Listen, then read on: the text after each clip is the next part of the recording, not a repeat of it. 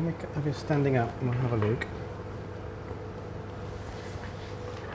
So one of the things that you're doing when you're analysing a person's posture is looking at, the way that the forces are, the way that the forces are accumulating or accumulated in terms of tissue stretch, fibrotic changes where the body's holding something, whether it's kind of holding an old injury or holding previous damage, etc. So when patients have injuries, also as a result of posture patterns, we get tendencies of the sort of tissues to become fibrous because the body is responding, the structure-function relationship works the other way, that structures become the rigidification of function. So if something is repeated or there's a lot of stress going through tissues, they end up hardening up or tightening up, and so we find with sort of fascial tissues. If somebody's posture is very one-sided, they'll be shortening on one side that sort of stabilizes like guy ropes. You may find that the tissues shorten on the shorter side so that they don't end up bulging and imbalancing us. So even when we look at that kind of common lesion pattern, that's part of what we're looking at, is how the patterns in the body adapt and compensate. So if somebody's centre of gravity is typically to the right, which is our kind of common model, not that it's always the way because people compensate sometimes, but everything below the centre of gravity on the left is anchoring it, is stabilising it, so it's stopping a person from falling over to the right. So part of our analysis is looking at where tissues are shortening, where there's a tendency for kind of fibrotic changes, where there's a lack of pliability in the soft tissues. Because, as I say, the body is kind of anchoring or using the tissues like guy ropes to stabilise either whole parts or even just curves. So if you've got a nice lateral curve, initially, very often you've got tension on the concavity of the curve where the muscles are partly activating that curve, if you like, and eventually on the outside of the curve to stabilize it from getting any worse, and eventually that becomes fibrotic because the body says, I'm not needing to do this actively anymore, let's just turn this into rope, essentially. So a lot of what we're dealing with in treatment, which is why I was saying earlier about the treatment process, we need to be careful that we're not persistently palliative, that by loosening and freeing things, we kind of soften things up, and if we're not careful, then that throws more stress to the deeper tissues and the sort of lesion processes. So part of our whole analysis is to actually look deeply and treat, appropriately deeply, and not be constantly kind of, going through a soft treatment that actually doesn't engage sort of deeply with the patient. So then once we've got a kind of, a nice broad picture with the patient, then we start to, engage some movement. So feet together and head forwards. Head forwards. Yeah. So why do we do those two things? Do you remember? To stop her from being able to compensate. So I start moving her around. Her head can compensate what I'm doing, and her feet and legs will do the same. So I don't want that. I want to have a nice free movement.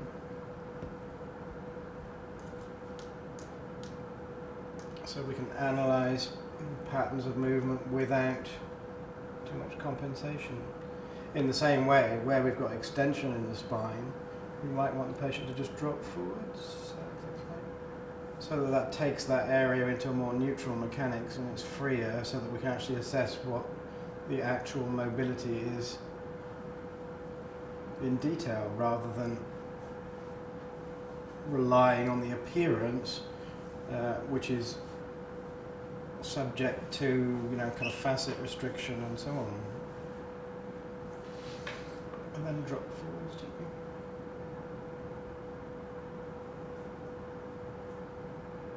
Again.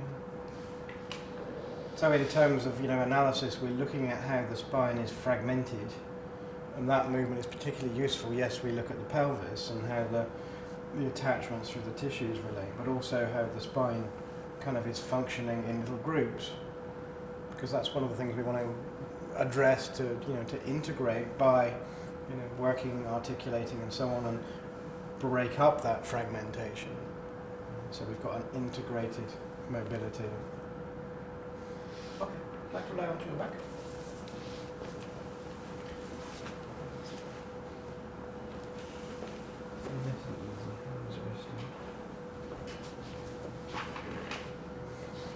So very gently, just drawing on the legs, get a feel of the sort of tissue tension right through the body, the fascia around psoas and iliopsoas and so on, getting a sense of internal, external rotation in the hip joints.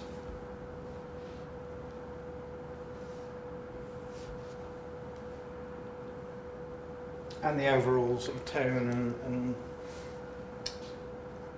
tension throughout the patient, really. Nice and gently engaging with the leg into the pelvis. As we do this, we begin to engage, through the soft tissues, through the leverages right up into the psoas muscle. One of the reasons why we want the patient to be as passive as possible is so that we can engage with the fascia. If the tissues are active, if the muscles are active, it doesn't give us space to actually engage the fascia. The fascia is drawn into the muscular activity.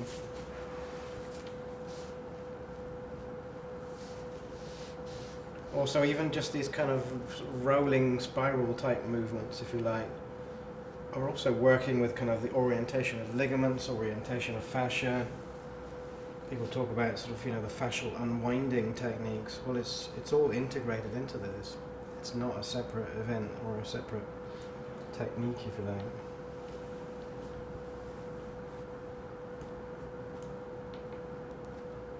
So analysing the patterns of the rib tension, the space between clavicle and upper ribs,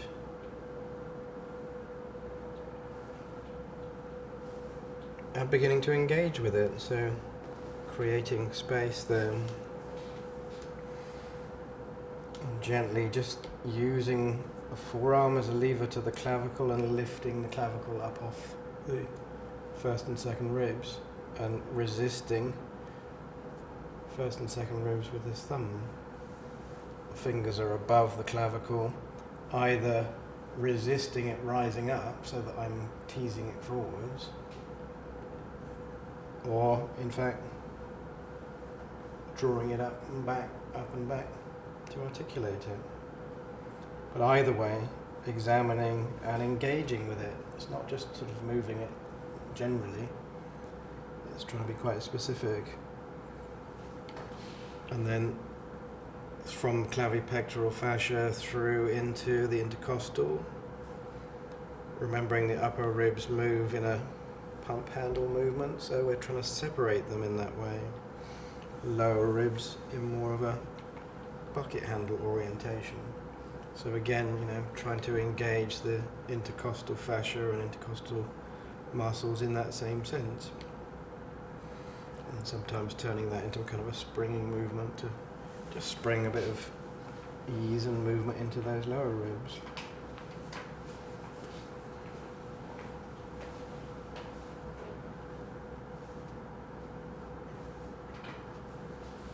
And changing sides.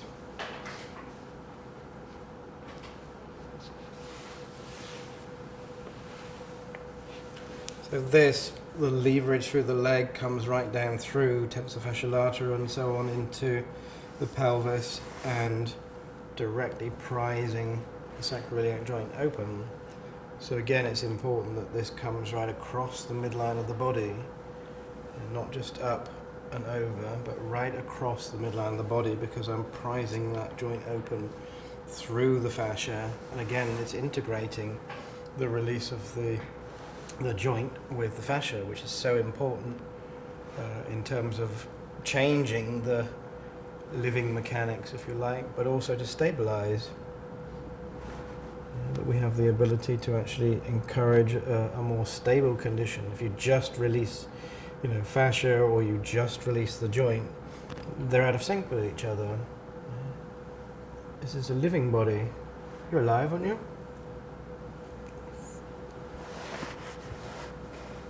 Drop loose.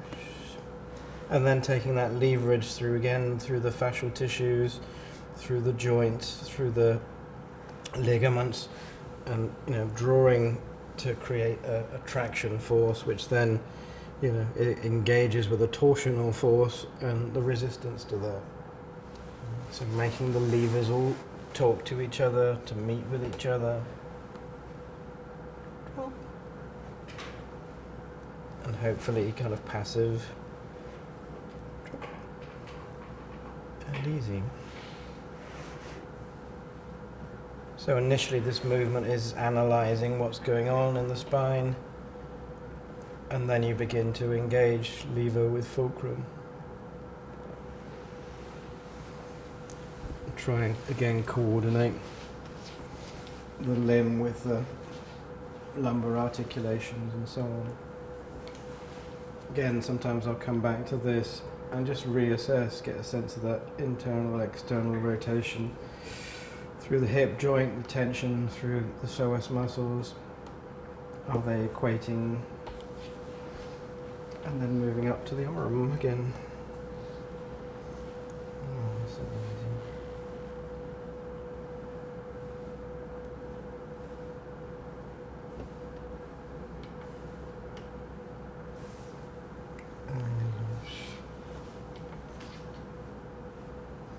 Same thing as on the right, raising the clavicle up off the thorax. Checking the arm and hand for ease and fluidity of movement. And again, checking the relationship through the clavicle to the first rib.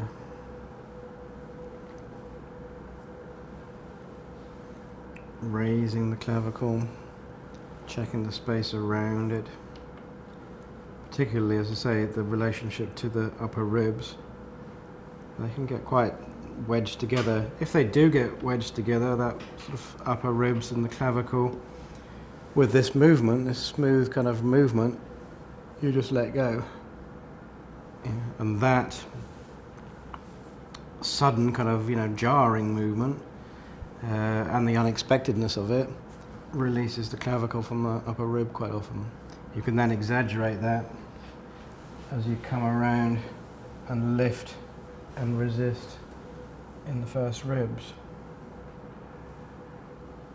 And again, exaggerate with this one where you're raising the clavicle up off the ribs and so on. Lift your head and drop.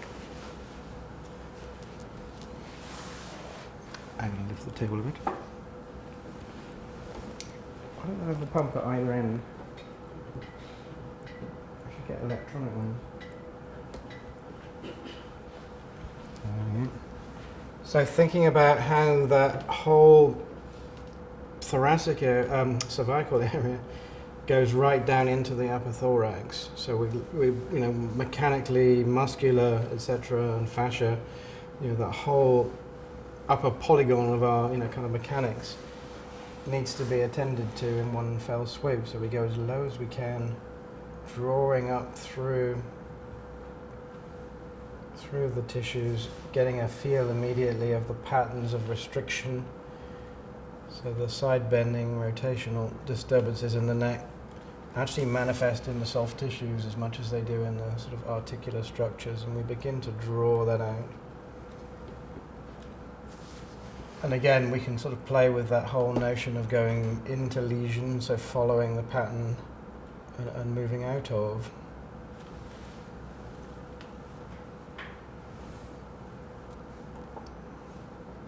Assessing through the articular pillars. We've got a side bending rotation at the bottom of the neck that's most restricted. A little bit of traction localizing. And then just drawing our push and pull into the bottom of the neck. Drop it. Easy. And smile. Oh.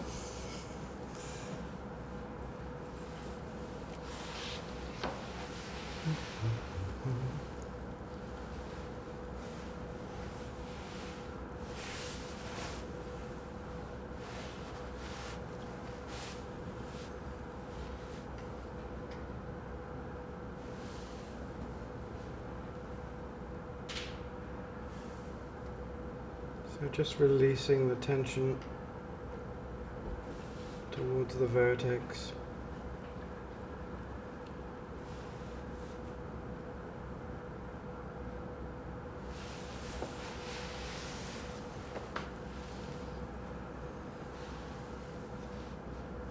And lightly stretching through scalenes, trapezius. Again, it's all part of the symmetry of these sort of relative triangles, if you like. So if you think about the trapezius, the scalenes, we just want to even that tension and restriction out both sides to get a symmetry, so that the head sits, symmetrical on the thorax.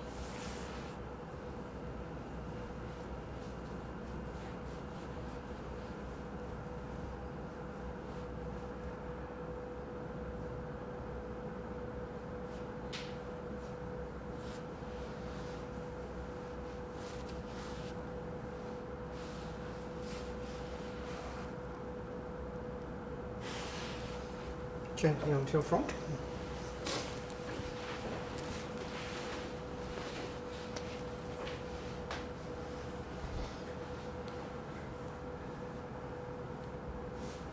So looking at the pattern of movement from the ankles through the knees, through the hips, to the relationship between the sacrum and the lumbar.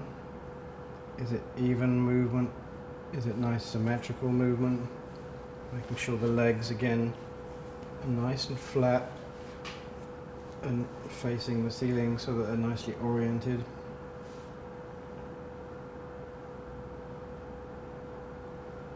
And just watching the movement here, it's moving on a diagonal, so that's part of what we need to address, try and get symmetry and fluidity. Can you see that? It's tilting, so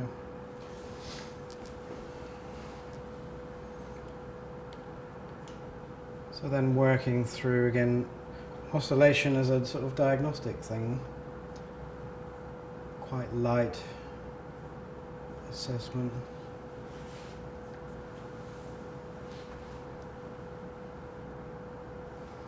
Pressure on the sacrum, the ilium is free.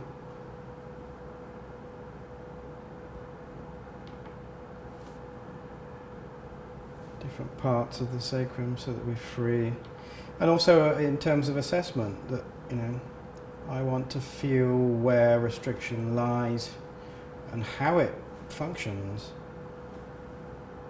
Very often you can tell if somebody's had a fall, you can tell the nature of that fall, how significant the impact was, just by how restricted the movement is and how localized that is, and how, is it, very low down, is it up, is it sort of purely on a diagonal? All these things are useful information, but also, that you engage with them.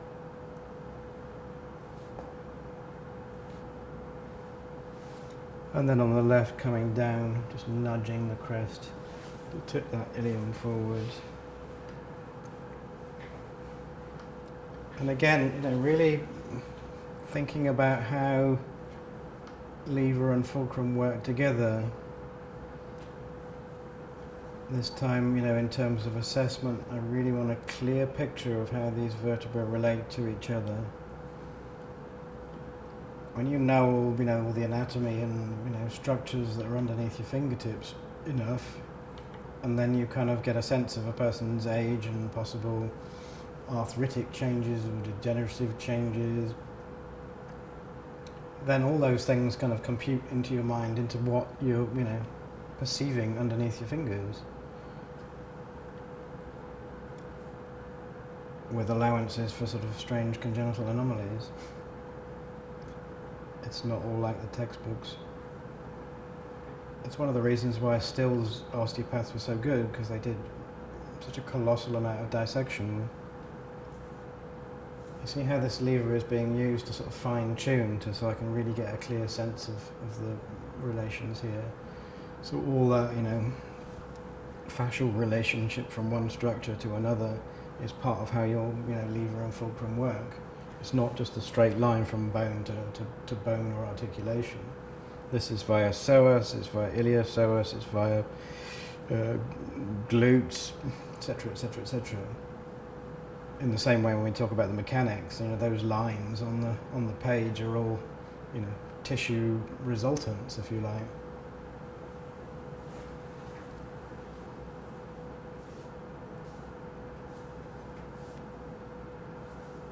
Again, so much is about, in terms of how our lever and fulcrum work together, is about how lever and fulcrum are used. So importantly with the arm, initially I want to deal with quite a broad spread of tissue. I want to be dealing with the trapezius and the latissimus and so on. And I want the fulcrum to be wide, so that this lever and fulcrum are engaging with sort of large areas of tissue.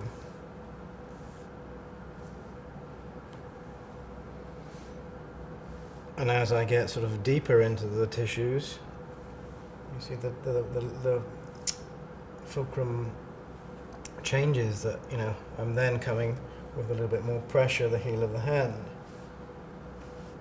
and that's directing it a little bit deeper. And then eventually I want to get to sort of the articulations, and I've got my thumb engaging lever, fulcrum, separating the facets, or engaging with lateral curves, short lateral curve patterns, or grip and hold, and making really quite a firm articulation, just because of the way that the fulcrum engages quite firmly with the same leverage. There's less pliability at this end, the fulcrum end. So even just in those different use of lever and fulcrum, particularly fulcrum, we're engaging different tissues and different layers and coordinating them. And if again I wanted to deal with these broad areas of fascia, I can use a traction right through, and again broad contact, and again make sure your lever and fulcrum connect. There's no good just sort of randomly pulling this way when my fulcrum's down here. There needs to be a straight line right through from lever to fulcrum. Sometimes that's via soft tissue, sometimes it's straight down through the limb.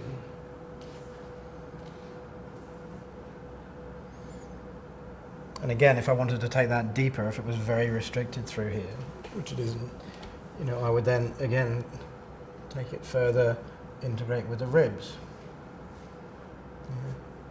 When you got people like some of the people we've seen today, sort of older or quite fragile, or people that are very restricted, this is what you need to do, to go layer upon layer, deeper and deeper into the sort of the different tissues, and coordinate rib with articulation, coordinate large areas with small areas. But equally, not massively overdoing it and just overtax your patient. Turn your head.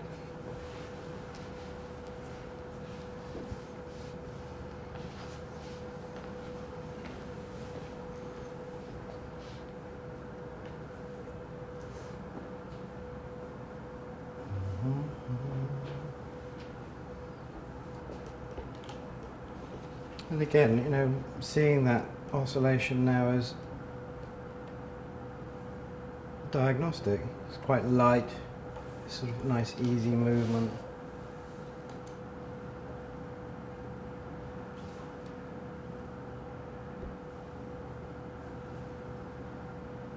But again, I'm fine-tuning this assessment process to get as much clarity as possible. Some people have so many layers of tension and fibrosis, it's really difficult to get this. The lumbar vertebrae don't move enormously; they're not displaced, massively. Yeah. So the more you can fine-tune this assessment process through soft tissues, through articular tissues, the more accurate your treatment's going to be. The more accurate your treatment's going to be, the better the patient's going to get, and the more stable they will be. So we've got a little kind of twist in that lower lumbar. So I maybe want to use this leg in a different way, just to engage with that for a moment.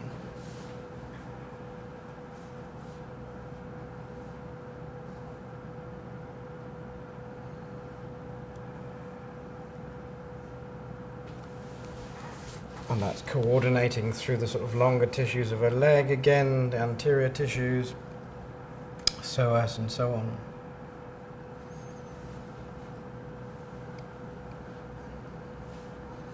And remember, with this movement, this is an oscillation. It's not a kind of just a rotational movement, it's not a side bending. Yeah. There's all sorts of components to it as an oscillation. It's got side bending, it's got rotation, it's got a fluidity to it. Again, in the sort of latter days of Mr. Wernham's treatment, this would be a gliding movement. Yeah, we learnt it as a very static thing, individual fulcra, as it were. Eventually, it becomes a gliding process. And if you think about how you're trying to affect the deeper tissues, the sort of microvascular structures, as it were, around the cord and so on, we're hoping that that's, again, having a drawing effect on some of those tissues.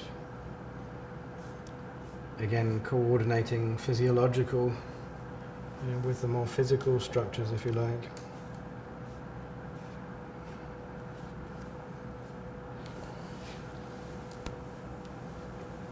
And again, same thing, broad contact, fulcrum applied.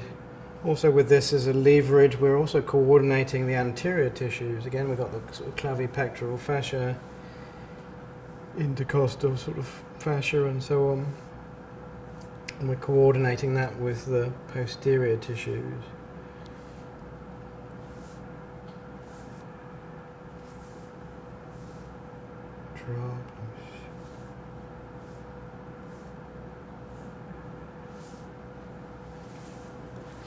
And this even more so, because we're drawing across those tissues.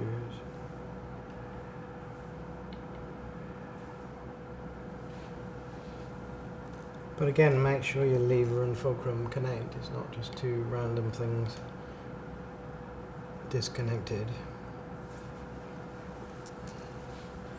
And also changing the way that this leverage works in relation to the vertebra. I can induce flexion, extension, pure sort of rotation, side bending and rotation. I say it's not just about articulating, moving everything. It's about trying to take everything through a natural pattern of its physiological movement.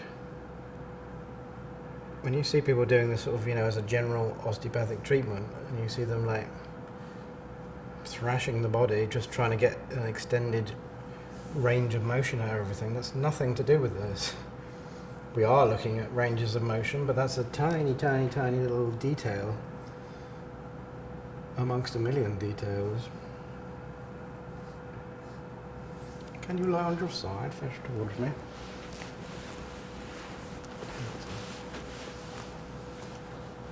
So now, if we think about the trunk as a bunch of tissues and a collection of tensions, if you like, we could think about sort of a line down the outside representing sort of lateral tensions in the body. We could talk about the diagonals that go across from the one hip through to the opposite shoulder, which is part of how we move, how we walk, and so on. And there are fascial tissues, I used to say. I'm glad I didn't have a drink at lunchtime. There are fascial tissues that kind of, follow that pattern across the diagonals. And again, it kind of makes sense with all the sort of body's movements, and that's part of our process of movement, as it were. So again, we want to get a feel of how those relate. Are those two, sets of diagonal lines symmetrical with each other? So I can work right across that diagonal just as a line. I can show you a footage of Mr. Wernham doing a side roll on somebody where this is all that he's doing with that movement. It's just coming across that whole diagonal.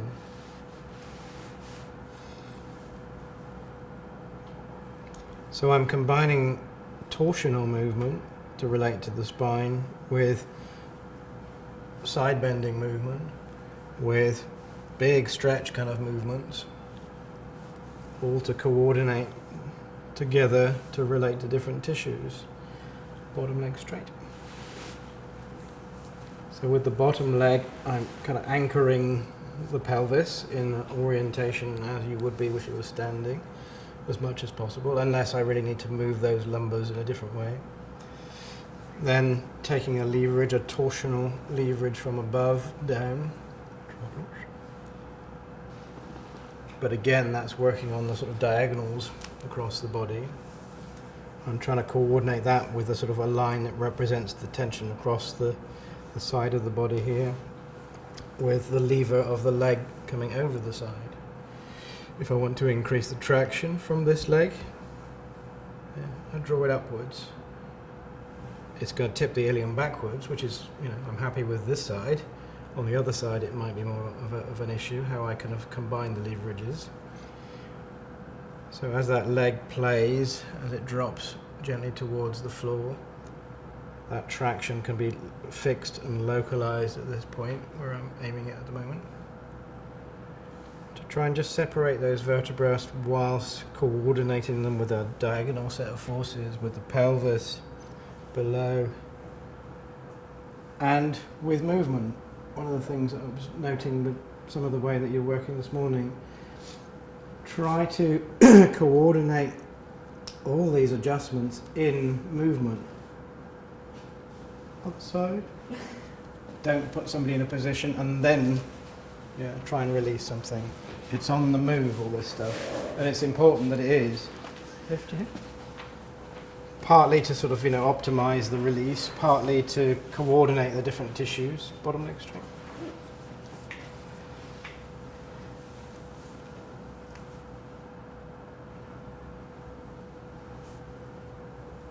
Nice and easy. Stylish. As I say, partly about coordinating, one structure with another on the move. It's a dynamic thing. So much of our adjustment is, it's not about stretch, putting something into a position and then releasing it. See, all this is working. It's not like I'm preparing for something. Torsional movement, traction. Only with this side, I don't want to tip the ilium backwards too far. On the contrary. So either I resist as the leg comes forward and I resist and fall, or let the leg drift back and catch it on that phase.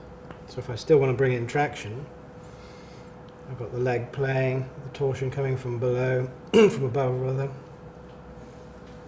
and then I'm still tipping the ilium forwards on this side, gently onto your back, and working with those diagonals.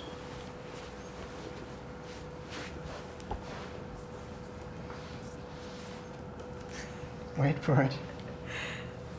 Again, just coming back to this, get a feel of how that's better. That's coordinated the tension through the legs, through the psoas, and so on. Clasp your fingers behind the back of the neck. And then gently just releasing kind of some residual restriction in the thoracic. So breathe in, breathe out, breathe in, and out. Breathe in, sit up, and out. And easy. Okay, shall we stand you up again? Slowly.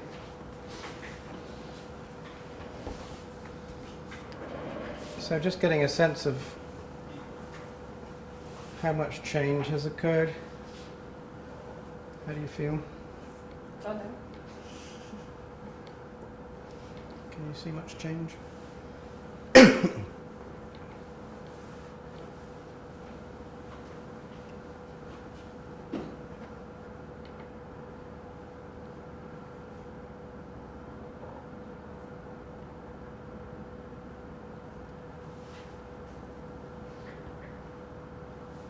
Okie dokie.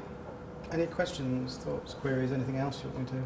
Could you just point out some of the changes which you see after the treatment? A little bit straighter there, a little bit softer curves there and there.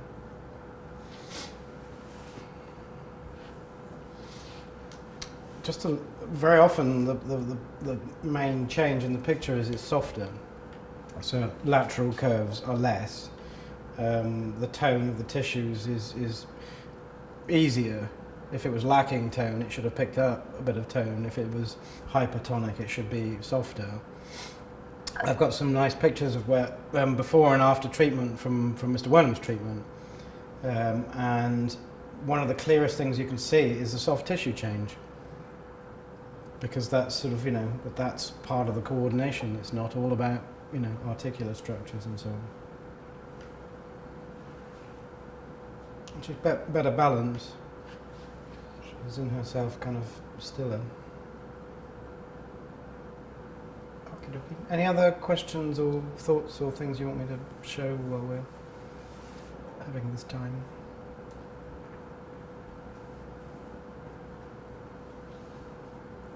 No? Happy? Thank you very much. Thank you.